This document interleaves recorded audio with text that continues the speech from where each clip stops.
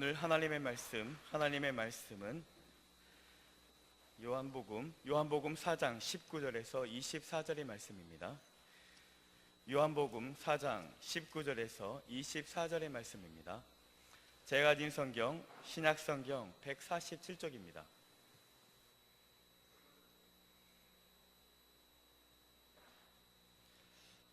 여자가 이르되 주여 내가 보니 선지자로소이다. 우리 조상들은 이 산에서 예배하였는데 당신들의 말은 예배할 곳이 예루살렘에 있다 하더이다. 예수께서 이르시되 여자여 내 말을 믿으라. 이 산에서도 말고 예루살렘에서도 말고 너희가 아버지께 예배할 때가 이르리라. 너희는 알지 못하는 것을 예배하고 우리는 아는 것을 예배하노니 이는 구원이 유대인에게서 남이라. 아버지께 참되게 예배하는 자들은 영과 진리로 예배할 때가 오나니 곧 이때라. 아버지께서는 자기에게 이렇게 예배하는 자들을 찾으시느니라. 하나님은 영이시니 예배하는 자가 영과 진리로 예배할지니라. 아멘. 시간 담임 목사님 나오셔서 영으로 예배하라 라는 제목으로 하나님의 말씀 선포하시겠습니다. 할렐루야. 우리 옆에 분들하고 인사를 잠깐 나눌까요? 이 시간 인사 나눌 때 당신은 하나님의 사람입니다. 할렐루야. 오늘 찬양대가 찬양하는데 너무 은혜 많이 받았습니다. 일단 그 찬양 가운데 확신이 있잖아요, 그죠? 나는 확실히 안 해, 확실히 안 해 두 번이나 강조하면서 마지막에는 피를 토할 것처럼 열심히 그 확신이 분명하게 느껴졌습니다. 네, 너무 감사합니다. 오늘 이 시간에는요, 우리 또 새로운 우리 분들을 소개하도록 하겠습니다. 우리 이용삼 성도님, 지혜숙 집사님 어디 계시죠? 네, 우리 강남교회에서 섬기시다가 이제 이곳으로 이사 오셔서 저에게 또 우리 선미영 권사님께서 인도하셔서 오시게 되었습니다. 그리고 한 분 더 계십니다. 한상금 우리 성도님. 네, 우리 한상금 성도님은 권사님이신가요? 집사님이신가요? 권사님이세요? 네, 권사님. 네, 우리 한상금 권사님은 수요예배 때 계속 저에게 나오셨어요. 또 새벽기도 나오시고 그러셨는데 금요일도 오시고, 네, 이제 오늘 드디어 등록해 주셨습니다. 우리 이분들을 기쁨으로 환영하면서 축복했으면 좋겠는데요. 우리 지난주에 했던 곡 아시죠? 당신은 하나님의 사랑, 당신은 하나님의 기쁨, 그 사랑 안에 모두 하나가 되어 주님을 찬양하리. 당신은 하나님의 선물, 당신은 하나님의 축복, 당신은 하나님의 축복, 당신을 통해 우리 하나가 되어 주님을 찬양하리. 네, 감사합니다. 우리 방송실 악보가 있을 텐데요. 오늘 설교 전에 제가 찬양하려고 했는데 악보 한번 보여주세요. 준비되어 있죠? 네, 그겁니다. 네, 미리 떼어주십시오. 성도님들 당황하셨잖아요. 네. 오늘 광고가 많았습니다. 오늘 12시부터 우리 이번 주 금요일, 토요일, 주일까지 우리 청년부가 수련회를 떠나는데 학생부와 청년부가 처음으로 연합해서 수련회를 떠납니다. 그래서 오늘 특별히 일일 카페를 하는데 여러분 많이 가셔서 많이 헌금해 주시고 또 맛있는 것 드시고 그렇게 해주시기 바랍니다. 기도해 주시기 바랍니다. 또 특별히 오늘 주보에 우리 청년부, 학생부 수련회 가는데 기도 편지가 있습니다. 여러분 꼭 가지고 다니셔서 기도해 주시고 은혜 가운데 수련회 잘 마칠 수 있도록 그렇게 해주시면 감사하겠습니다. 우리가 지난 2주 동안 예배에 대한 말씀을 나눴습니다. 첫 주에는 무슨 말씀을 나눴죠? 예배에 대해서 진단을 해봤죠. 5가지 잘못된 예배를 통해서 우리의 예배는 혹시라도 잘못된 모습들은 없는가 되돌아봤고 또 예배의 정의를 나누었습니다. 제가 앞으로 예배에 대한 설교를 하면서 계속해서 예배가 무엇인가에 대한 정의를 말씀드리겠다라고 말씀드렸는데, 혹시 여러분 예배란 무엇입니까? 예배란 기억이 안 나시죠? 2주를 했는데 예수 그리스도의 사랑의 반응. 야, 2부 때 들으셨어요? 장로님 어떻게 아셔요? 그거 내 줄여서 2부 때 오늘 설교 처음 했는데 네, 맞습니다. 우리가 죄로 인해서 죽을 수밖에 없던 우리가 먼저 하나님께서 우리를 사랑해 주셔서 아들 독생자 예수 그리스도를 화목제물로 삼으시고, 하나님께서 사랑을 우리에게 보이시고 또 우리를 초청해 주시고 의롭다라고 우리를 불러주시고 화목하게 하신 그 하나님의 사랑에 대한 응답, 반응이 바로 예배다라고 말씀드렸습니다. 이것을 간단하게 줄이면 하나님의 사랑에 대한 반응, 응답. 우리 장로님 말씀하신 것처럼 꼭 제가 어떻게 제 설교를 들으신 것처럼 분명하게 말씀하셨어요. 맞아요. 그게 바로 예배입니다. 그리고 지난주에 우리가 함께 나눴던 말씀은 예수님과 사마리아 여인의 대화를 통하여서 예배는 어떻게 드려야 하는가 하는 것을 나누어 봤습니다. 영과 진리로 드리는 예배, 우리가 지난주에 말씀을 통해서 나누었는데, 그 대화 중에 하나님은 어떤 자를 원하신다고요? 영과 진리로 예배하는 자를 찾으신다고 말씀하셨습니다. 그렇다면 영과 진리로 예배하는 것이 무엇인가 기억나십니까? 영으로 예배하는 건 뭡니까? 성령으로, 그쵸? 그 다음 진리는 뭐라고요? 말씀. 할렐루야. 역시 찬양대가 잘 모범을 보여주시고 계십니다. 근데 제가 지난주에요, 이 설교를 마치고 나서 제 마음 가운데 좀 짐이 있었습니다. 뭔가 불편한 마음이 있었습니다. 설교가 끝나고 나면 보통 이제 홀가분한 기분으로 집에 가면 일주일 동안 저를 억누르고 있던 설교의 그 거룩한 부담감을, 이 짐을 벗어버리고 주일날만큼은 제가 좀 마음에 쉼을 얻고, 와이프도 저를 건드리지 않습니다. 그런 날인데 지난주일부터 제 마음을요 계속 짓누르고 있는 것이 있는 겁니다. 우리 성도들은 오늘 내가 전했던 말씀들을 잘 이해하고 있을까? 영과 진리로 예배하라고 말씀하셨는데 영과 진리로 예배하는 게 무엇인지 이해했을까? 영으로 예배하는 것은 성령으로 예배하는 것이다 라고 그렇게 말씀을 나눴는데, 도대체 성령으로 어떻게 예배를 드려야 되는 것인지, 우리가 영과 혼과 육 가운데서 이 영이 모든 것을 덮어버리고 드리는 예배라고 했는데, 이 말을 도대체 무슨 말인지 이해는 하셨을까? 또 진리로 예배하는 것은 말씀으로 예배하는 것이다 라고 얘기했는데, 도대체 말씀으로 예배하는 게 무슨 말인지 우리 성도들은 이해하셨을까? 혹시나 내가 잘 전달하지 못했던 건 아닐까? 그저 지나가 버리고 잊혀지고 그냥 그런가 보다 하고 지나가 버리면 끝나는 선교는 혹시 아니었을까? 제 마음 가운데 그런 마음들이 자꾸 들어오는 겁니다.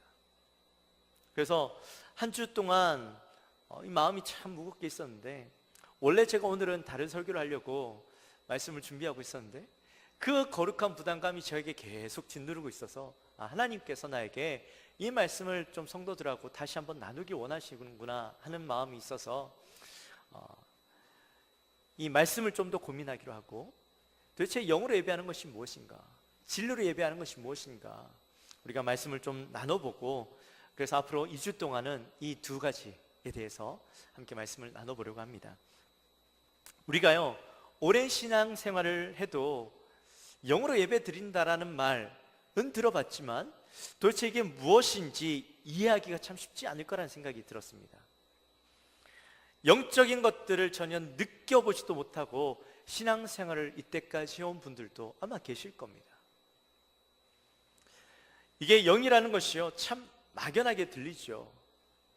어떤 눈에 보이거나 만질 수 있는 것이라면 내가 보았고 내가 만졌다라고 말할 수 있겠지만, 영이라는 것이요 눈에 보이지도 않는 것이고 우리가 만질 수도 없는 것이기 때문에 참 표현하기가 어렵습니다. 내가 느꼈는지, 내가 알았는지, 내가 깨달았는지 그것조차 알지 못하고 깨닫지 못하고 있는 게 바로 이것이죠. 예배 속에서 내가 지금 영으로 예배를 드리고 있구나, 아니면 내가 영으로 예배를 드리지 못하고 있구나 하는 것도 사실은 전혀 느끼지 못하고 알지 못하고 깨닫지 못하고 그저 흘러갈 때가 참 많이 있습니다. 과거에 내가 참 뜨거운 예배를 드렸습니다라고 얘기하시는 분들이 많이 있습니다. 근데 그분들의 이야기를 들어보면 그분들 스스로 그때의 어떤 열정이, 뜨거움이 정말 내가 영으로 예배함으로 느꼈던 영적인 예배였는지, 아니면 내 감정적으로 내 마음이 뜨거워서, 내 감정이 뜨거워서 드렸던 예배였는지, 그 기준조차 우리는 모르고 지나갈 때가 있다는 것이죠. 여러분, 도대체 이것들을 어떻게 우리는 분별할 수 있을까요? 먼저 우리가 이 영적인 예배를 드리기 위해서 반드시 알아야 되는 것이 있습니다. 그것은 바로 하나님에 대해서 우리는 알아야만 합니다. 오늘 본문을 보니까 영이신 하나님은 영이시니 라고 말씀하시죠. 영이신 하나님이라는 말은 무슨 말일까? 제가 말씀을 준비하면서 이 웨스트민스터 신앙고백서에 있는 하나님에 대한 내용을 보게 되었습니다. 근데 거기에 보니까 하나님을 잘 표현해 놓았더라고요. 근데 이 말이 좀 어려워서 좀 쉽게 표현해 놓은 그 내용이 있어서 제가 한번 가져왔습니다. 네, 띄워주십시오. 하나님은 오직 한 분뿐이신 살아계시며 참되신 분이십니다. 본질과 완전함이 무한하시며 지극히 순결한 영이시며 눈에 보이지 않으시고 몸이 없으시며 여러 부분들이 없으시고 고통이 없으시며 불변하시고 광대하시며 영원하시고 헤아릴 수 없으시며 전능하시고 가장 지혜로우시며 가장 거룩하시고 가장 자유로우시며 가장 절대적인 분이십니다. 이런 분이 하나님이십니다. 네, 여러분, 하나님에 대해서 이 글을 보니까 좀 더 이해가 가십니까? 하나님이 어떤 분이신지 좀 감이 오십니까? 사실 제가 보여드린 말씀드린 이 글을 읽으면 뭔가 하나님에 대해서 뭔가 잡힐 듯 하는데, 그런데 그 이미지가 분명하게 우리에게 들어오지 않죠. 왜 그럴까요? 하나님에 대해서 표현해 놓은 것들을 우리가 들었고, 이런 것이구나 싶은 생각이 들어야 되는데, 이 내용들을 보니까요, 사실 좀 막연하죠. 너무 막연하고 광범위하죠. 하나님은 참되신 분이십니다. 또 본질과 완전함이 무한하신 분이십니다. 지극히 순결하신 분이십니다. 여러분, 이거 어떻게 표현할 수 있을까요? 순결함을 표현하실 수 있으십니까? 본질과 완전함이 무한한 게 도대체 무슨 말일까요? 눈에 보이지 않으신 분이십니다. 몸이 없으신 분이십니다. 그렇구나는 하는데 도저히 이게 감이 안 옵니다. 그런 건 알겠는데 어떻게 하나님을 이렇게 머릿속으로 담을 수가 없습니다. 어느 것 하나 쉽게 표현하고 단정 지을 수 있는 것이 하나도 없는 것 같아요.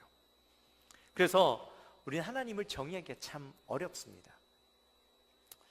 말로는 표현되어졌지만 이 표현되어진 그 하나님을 우리의 머릿속에 뚜렷한 이미지로 담을 수가 없는 것이죠. 그런데 이 사람의 습성이라는 것이요, 표현하고 나타내기를 참 좋아합니다. 그걸 원합니다. 뭔가 뚜렷한 그림이 그려지길 원하죠. 여러분, 신동희 목사라고 하면 여러분들 머릿속에 그려지는 이미지가 있으시죠? 어떤 형상이 있으시죠? 어떤 이미지가 있으십니까? 모두가 똑같지는 않을 겁니다. 다 각자의 눈이 있으시기 때문에 저를 보는 눈이 각자 다를 거라고 생각이 듭니다. 그래도 공통적인 건 있겠죠. 키는 한 175 정도 되고, 얼굴은 계란형 얼굴, 달걀형 맞나요?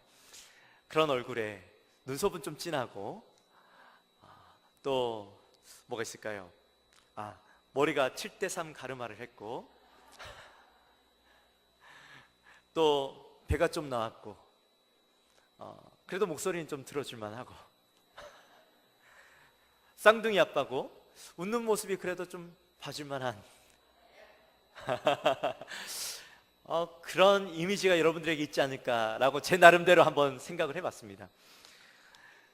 그 이미지로 사람들은요, 저의 모습, 저의 성격, 또 저의 성향을 파악합니다.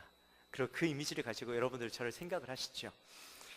역시나 사람들은 하나님에 대해서도요, 그렇게 어떤 이미지를 만들어 놓고 판단하고 생각하고 또 이해하고 알고자 하는 마음들이 있습니다. 사람들은 모든 사물들을 그렇게 판단하고 이미지를 가지고 싶어 하는데, 역시나 하나님도 그렇게 하고 싶어 한다라는 것이죠. 그래서 구약 말씀에 보면 이렇게 여러 번 하나님을 형상화하려고 했던 그런 흔적들이 있습니다. 출애굽기 32장의 말씀에 보면 이스라엘 사람들이 출애굽을 하죠. 그런 가운데 하나님으로부터 하나님의 언약을 받고 하나님으로부터 십계명을 받습니다. 그런 과정 가운데, 모세가 떠나 있는 과정 가운데 이스라엘 백성들이 아론을 통하여서 하나님을 보기 원하고 하나님의 형상을 만들어내기 원합니다. 그래서 아론이 금송아지를 만들어서 여기 있는 분이 하나님이다 라고 이야기하고 이분을 예배하도록 하죠. 그런데 하나님은요, 그런 것들을 싫어하셨던 것 같습니다. 사람들은 보이지 않는 하나님이 아니라 보이는 하나님을 원했고, 막연한 하나님이 아니라 분명한 하나님을 원했는데, 근데 사람은 그런 이미지를 가지고 하나님을 보기 원했지만 하나님은 그걸 원하지 않으셨어요. 하나님은 금송아지를 만들어서 그것을 경배하는 사람들을 향하여서 칼을 꺼내서 그들을 치게 하십니다. 분노하십니다. 우리가 생각해 볼 때는 그 모습도 잘 이해가 안 갈 수 있죠. 아니, 비록 사람들이 하나님의 형상을 만들었다고 생각해서 금송아지를 만들었는데, 그래도 하나님을 경배한다라고 얘기했던 사람들인데 어떻게 그들을 하나님을 칼로 치실 수 있나? 매정한 하나님이네? 그런 생각이 들 수도 있겠죠. 그러나 하나님은 분명하게 말씀하십니다. 그것은 하나님의 그러한 모습을 절대로 반대하셨습니다. 왜일까요? 왜 하나님은 그런 모습을 반대하셨을까요? 그 이유는 하나님은 어떠한 형상 속에 가둘 수 없는 분이시기 때문입니다. 십계명의 제2계명을 보면 너를 위하여 새긴 우상을 만들지 말고, 또 위로 하늘에 있는 것이나 아래로 땅에 있는 것이나 땅 아래 물속에 있는 것의 어떤 형상도 만들지 말며 그것들에게 절하지 말며 그것들을 섬기지 말라라고 말씀하시죠. 이 말씀은 단순히 우상들을 만들지 마라, 우상의 형상들을 만들지 말라라고 말씀하시는 것이 아니라, 이것은 하나님 자신의 형상을 만들지 말라라고 말씀하시는 거예요. 하나님의 형상을 만드는 것을 금지하시는 그런 말씀인 거예요.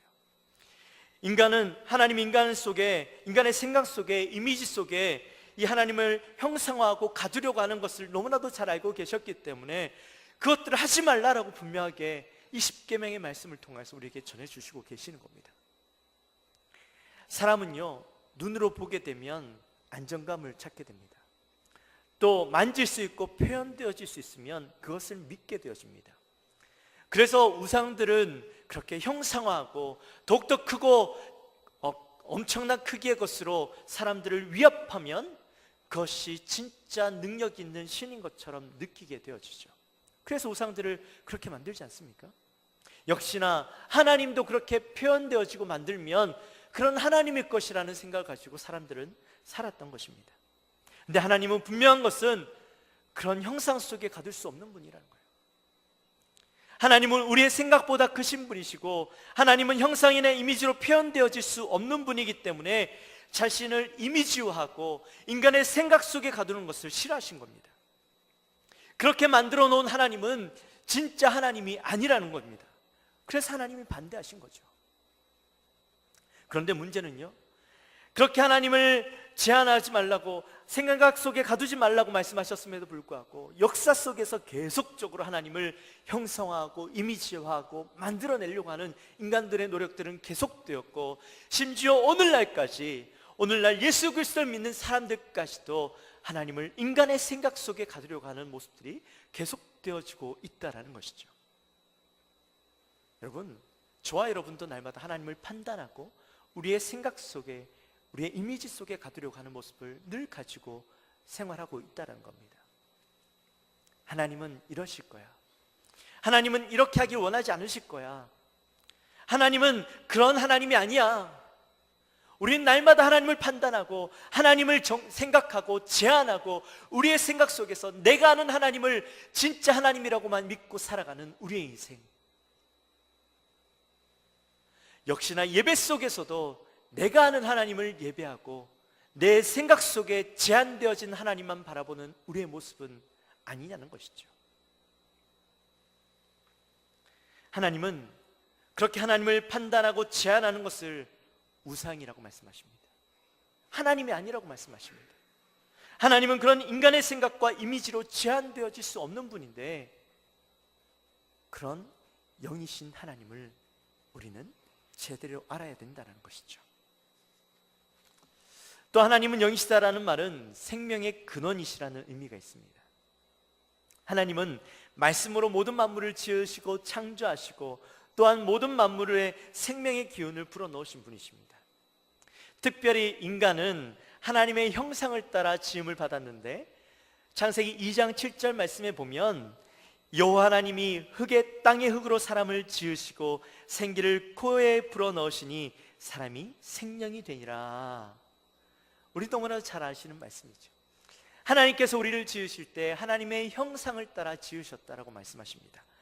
이 형상은 하나님의 어떤 외형, 쉐이프를 얘기하는 것이 아니죠. 고대 교부인 어거스틴이 하나님의 형상이라는 말을 이렇게 설명했습니다. 인간은 하나님을 알고 하나님과 관계를 맺는 정신적, 영적 존재이다. 인간이 하나님의 형상을 닮았다라는 것은 영적인 존재인 그 하나님과 인격적인 관계를 통해서 하나님을 예배할 수 있는 유일한 존재라는 것이죠. 그런 영적인 관계를 통해서 예배할 수 있는 우리에게 하나님은 오늘 본문 말씀을 통하여서 영과 진리로 예배하라고 우리에게 말씀해 주시는 겁니다. 그렇다면 그 영이신 하나님을 우리는 어떻게 예배하는 것이 영으로 예배하는 것일까? 지난주에 제가 이 말씀을 설명하면서 성령으로 예배하는 것이다 라고 말씀드렸는데 이걸 좀 더 구체적으로 제가 설명을 드리면 하나님과 인격적인 관계에서 예배를 드리는 것이다 라고 설명을 할 수 있습니다. 우리가 그런 표현 많이 하시죠? 하나님과 인격적인 만남을 가지고 싶습니다. 하나님과 인격적인 관계를 누려보셨습니까? 하나님과의 인격적인 관계 속에 계십니까? 이런 질문들을 아마 신앙생활을 하다 보면 받게 되시고 또 그런 질문들을 또 하시게 되시고 또 그런 경험들도 해보시기도 하셨을 겁니다. 그런데 도대체 인격적인 만남, 인격적인 관계는 뭔가? 여러분 혹시 알고 계십니까? 우리 그런 표현들을 썼지만 이 인격적인 만남, 인격적인 관계가 무엇인가? 우리는 제대로 알지 못하고 사용하기도 하죠. 여러분 인격적인 만남이라는 것은요, 관계라는 것은 바로 하나님과의 관계가 회복되었다는 것을 의미합니다. 여러분 우리가 하나님과의 관계 속에서 가장 자유롭게 인격적인 관계를 맺었던 때가 언제일까요? 하나님과 가장 인격적인 관계가 자유롭고 좋았을 때, 친밀한 관계가 있었을 때, 바로 에덴 동산에서 아담과 하와가 하나님과 친밀한 관계를 맺었을 때죠. 창세기 2장 15절에서부터 23절까지의 말씀을 보면 하나님과 이 아담과 하와가요 굉장한 친밀한 관계 속에서 살아가고 있는 모습을 보게 됩니다.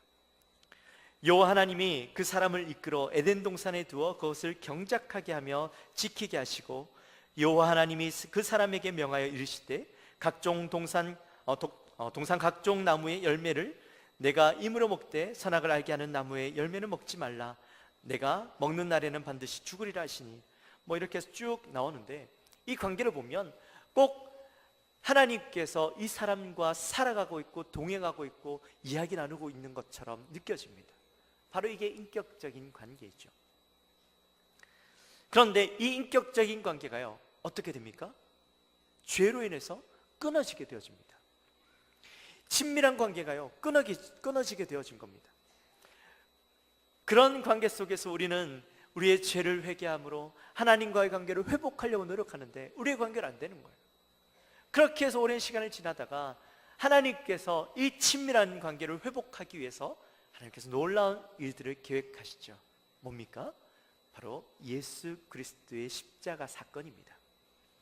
예수 그리스도를 믿음으로 이제 우리는 하나님과의 관계, 그 영적인 교제를 하고 하나님 앞에 나아갈 수 있고 이제 거리낌 없이 하나님과 교제할 수 있는 관계를 우리가 맺게 되어진 것입니다.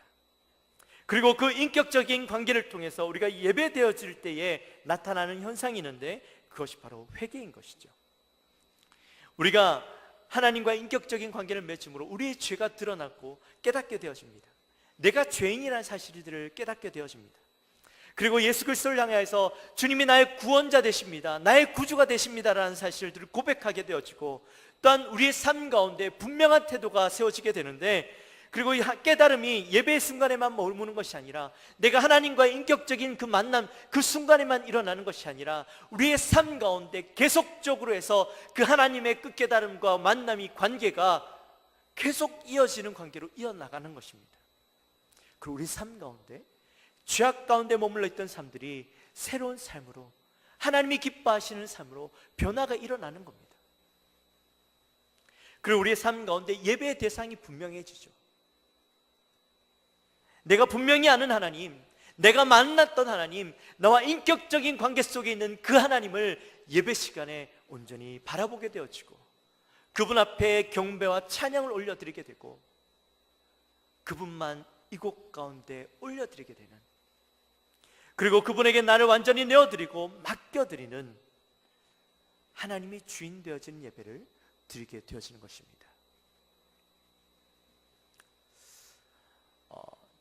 제가 여러분들에게 제가 경험했던 것들 하나 말씀드리고 싶습니다. 물론 이것 제가 제 신앙생활 가운데서 경험했던 것이지 이것이 반드시 영적인 예배다라는 것이 아니라 예배 하나의 부분 속에서 내가 경험했던 영적인 예배를 경험했던 것들을 제가 여러분들에게 나누는 것이기 때문에 그저 신 목사가 저런 경험이 있었구나, 저런 삶 속에서 어떤 영적인 예배를 드렸구나라는 것들을 이해하시는 데 도움이 되시라고 제가 말씀드리는 겁니다. 제가 오랫동안 찬양 인도를 해왔습니다. 오랫동안 찬양 인도를 해오면서 제가 참 많은 영적인 체험도 했고 성령을 체험하기도 했고 그런 은혜의 시간들이 있었는데, 한 번은 제가 주일날 찬양 인도를 하려고 하는데 예배가 참 준비가 안 돼 있는 겁니다. 찬양팀들도 제대로 준비가 안 돼 있어서 호흡도 잘 안 맞고 이 원하는 리듬도 잘 나오지 않고 보컬들도 준비되어 있지 않고, 그러니 제 마음 가운데도 불편한 마음이 생기는 겁니다. 사실상 제가 예배를 잘 드리기 어려운 상황이었습니다. 그런데 제가 그래서 하나님 앞에 이렇게 기도했습니다. 하나님, 오늘 예배는 글렀습니다. 찬양팀이 준비도 잘 안 되고 제가 찬양 인도할 수 있는 마음이 전혀 없습니다. 제 마음 가운데 찬양을 잘할 수 있는 어떤 마음의 여유가 전혀 없습니다. 너무 실망스러워서, 사람들의 모습이 너무나 실망스러워서 제가 하나님 앞에 예배를 잘 올려드릴 용기가 없습니다. 하나님, 오늘 예배를 저한테 기대하지 마시고 하나님께서 여기에서 인도하시고 그냥 저는 제 모든 것들을 내려놓고 나아갈 테니 성령 하나님 인도해 주십시오. 제가 그리고 기도를 했습니다. 그때 제 마음 가운데는 이 예배에 대한 어떤 기대도 없고 제 자신에 대한 어떤 찬양팀에 대한 기대도 없었고 다 포기한 상태, 다 내려놓은 상태에서 이 찬양 인도를 하게 된 겁니다. 인도는 안 할 수 없잖아요. 그런데 그 예배 가운데 놀라운 일들이 일어난 겁니다. 성령께서요 제 마음을 만지시는데 이 찬양의 가사가 제 마음 깊숙이 들어오는 겁니다. 평소에도 이 찬양의 가사를 참 중요하게 생각하고 그 찬양을 묵상하면서 찬양 인도를 하려고 노력을 하는데, 그날따라는 원래는 이제 찬양 인도를 하지만 제 머릿속으로는 가사도 생각하지만 이 찬양팀의 악기팀들이 리듬은 맞는지, 악기들이 연습한 부분들을 잘 맞춰가고 있는지, 보컬팀들은 가사를 잘 하고 있는지, 잘 찬양을 하고 있는지, 저를 잘 쳐다보고 있는지, 또 찬양할 때 보면 이 성도들이 나를 잘 보고 있는지, 지금 찬양 가운데 나가고 있는지, 노래를 하고 있는지 안 하고 있는지, 정말 저 사람들의 마음에 문이 열렸는지 안 열렸는지, 머릿속은 온갖 것들로 복잡하게 생각을 하면서 찬양 인도를 하고 있는데, 그날따라는 그 모든 것들을 다 포기해버리고 그냥 오직 그 예배 가운데만 나가게 된 겁니다. 기대가 없으니까요. 그런데 그 찬양의 가사가 제 마음 가운데 들어오면서 제 마음을 녹이기 시작하는 겁니다. 악기 소리가 전혀 들리지 않았습니다. 성도들의 모습도 보이지 않았습니다. 그저 그 찬양 가운데 하나님의 마음이 느껴지면서 제 입술로 그 찬양을 고백하게 되더라고요. 기쁜 찬양을 할 때는 그 찬양이 제 마음 가운데 흡족히 젖어져서 제가 하나님 앞에서 뛰어서 찬양하지 않을 수 없고, 손뼉치며 찬양할 수 없었고, 하지 않을 수가 없었고, 무릎 꿇고 기도하고 찬양하지 않을 수 없었고, 눈물 흘리지 않을 수 없는 그런 예배를 제가 드렸습니다. 그러면서 그 예배를 드리면서 30분 동안 찬양 인도하면서 제 마음 가운데 무슨 생각이 들었냐면, 하나님은 완벽한 예배보다 완전한 예배를 원하시는구나 라는 것을 깨달았습니다. 물론 그전에도 그런 것들을 많이 경험했지만 그 예배 가운데 다시 한번 깨닫게 되어진 것이죠. 그리고 하나님은 온전히 하나님만 바라보고 내 능력, 내 힘, 내 것을 통하여서 뭔가 받기 원하시는 것이 아니라 온전히 하나님만 주인 되어지고 하나님으로 가득 찬 예배를 원하시는구나 하는 것을 깨닫게 되었습니다. 영으로 드리는 예배가 이런 것이 아닐까라는 생각이 들었습니다. 우리의 전인격이 하나님만 향하고 하나님으로 가득 찬 예배, 인간의 생각과 인간의 어떤 경험으로 제한되어지는 예배가 아니라 그분이 주인 되어지심을 인정해드리는 예배, 이것이 바로 영으로 드리는 예배인 것입니다. 그리고 그 영으로 드리는 예배 속에서 우리는 기쁨과 평안과 또 만족을 경험하게 되어지고, 우리의 그 만족과 기쁨이 우리의 삶 속에서 계속되어져서 우리의 삶 가운데 은혜로 풍요해지는, 부요해지는 것을 경험하고, 하나님이 원하시는 삶을 살고자 하는 삶이 계속 내 삶 속에서도 이어지고 내 삶의 변화가 일어나는 것을 경험하게 되어지는 것입니다. 이것이 바로 영으로 드리는 예배입니다. 사랑하는 성도 여러분, 여러분도 그러한 예배를 사모하게 되어지시기를 주님의 이름으로 축원합니다. 이 시간에 여러분이 전 인격이 하나님만 바라보고 하나님만 향하고 하나님으로 가득 찬 예배, 하나님께서 주인 되어지시는 예배, 그리고 하나님께서 부어주시는 은혜로 가득 찬 예배, 하나님께서 주시는 그 기쁨과 평안과 만족이 누려지는 예배, 그리고 그것이 삶 속에서 여러분의 삶을 주장하여서 하나님이 기뻐하시는 삶을 살아가고 하나님이 원하시는 삶을 살기 위해서 내 삶이 바뀌어지는 것들을 경험하는 그런 예배를 드리는 저와 여러분이 되어지시기를 주님의 이름으로 축원합니다. 여러분, 이 시간 우리 함께 찬양할 텐데요, 이 찬양의 가사에 보니까 제가 말씀을 준비하면서 이 찬양의 가사가 자꾸 생각이 나는 거예요. 그러고 보니까 예배자의 마음이 담겨져 있는 찬양이었습니다. 오늘 이 설교와 잘 맞지 않을까라는 생각이 들어서 여러분과 함께 이 찬양을 했으면 좋겠는데요, 혹시라도 모르신다면 제가 먼저 한번 부를 테니까 다음 또다시 부를 때 같이 함께 불렀으면 좋겠습니다. 찬양의 가사를 잘 생각해 보십시오. 주를 위한 이곳에 예배하는 자들 중에 그가 찾는 이 없어 주님께서 슬퍼하시네.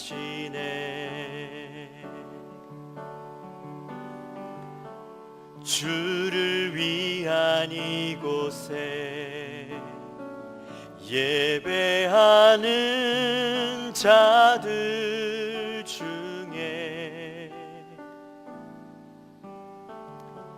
그가 찾는 이 없어 주님께서 슬퍼하시네. 주내로 이곳에 서 있네. 주 임재에 엎드려 절하네. 그 어느 것도 난 필요 없네. 주님만 경배해. 주내로 이곳에 서 있네. 주 임재에 엎드려 절하네. 그 어느 것도 난 필요 없네. 주님만 경배해. 우리 시간 찬양할 때 우리 함께 찬양했으면 좋겠습니다. 여러분의 고백으로. 주를 위한 이곳에 예배하는 자들 중에 그가 찾는 이 없어. 그가 찾는 이 없어. 주님께서 슬퍼하시네. 주님이 찾으시는, 주님이 찾으시는 그 한 사람, 그 예배자. 내가 그 사람 되길, 내가 그 사람 되길 간절히 주께 예배하네. 주내로 이곳에 서 있네. 주 임재에 엎드려 절하네. 그 어느 것도 난 필요 없네. 주님만 경배해. 주내로 이곳에 서 있네. 주 임재에 엎드려 절하네. 그 어느 것도 난 필요 없네. 주님만 경배해. 주내로 이곳에 서 있네. 주 임재에 엎드려 절하네. 어느 것도 난 필요 없네. 주님만 경배해. 주내로 이곳에 서 있네. 주 임재에 엎드려 절하네. 그 어느 것도 난 필요 없네. 주님만 경배